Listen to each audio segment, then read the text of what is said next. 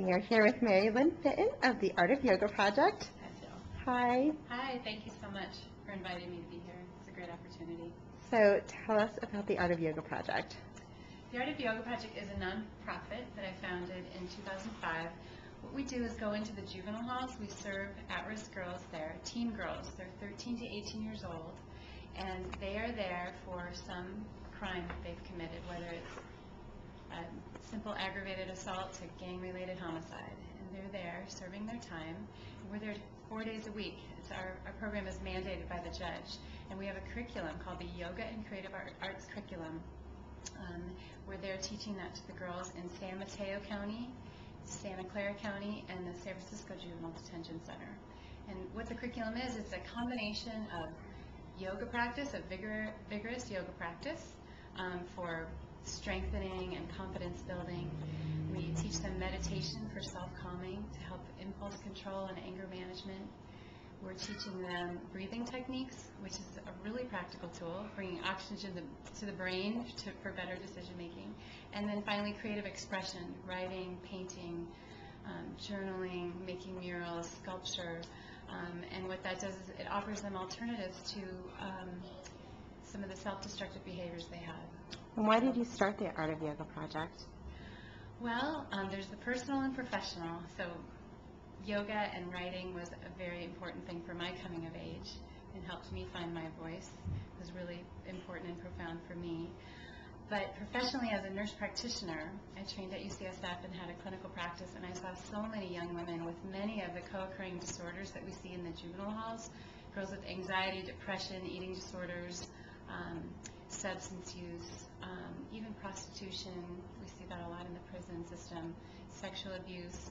And I saw that a lot of healing could take place with the practice of yoga and meditation.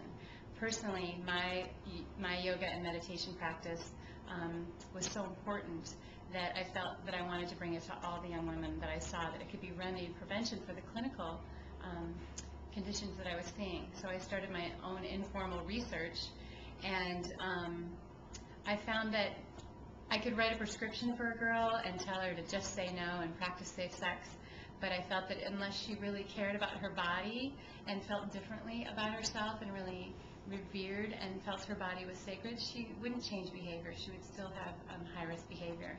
So I set up about writing the Yoga and Creative Arts Curriculum, which brings a girl to self-awareness, self-respect, and self-control. That's what we're working on. And so what does a typical day look like at the prison? Well, there's a group of us often, 5, and that's sort of the power of it. It's women modeling, connecting versus competing. So it's women really modeling, working together. So we come in as strong role models and support the girls, and we have a circle, and we sit down and have a check-in, and we participate in that as well with good boundaries. And we have a theme for the day, whether it's tolerance or nonviolence or non-stealing. These are universal tenets that we discuss, which are some of the yoga principles, all secular, non-religious curriculum. And then we move into the yoga practice, carrying that theme, which is very vigorous. We work these girls out, and then they go into a rest pose, and we have a guided meditation that draws them out. Then they go into the art project and carry through that theme. So it helps them. The yoga practice often brings things up for the girls, and so then they have a place to put it down, write down some of their feelings instead of acting it out. Well, what happens? And then a check out and a close. What happens to the girls when they leave?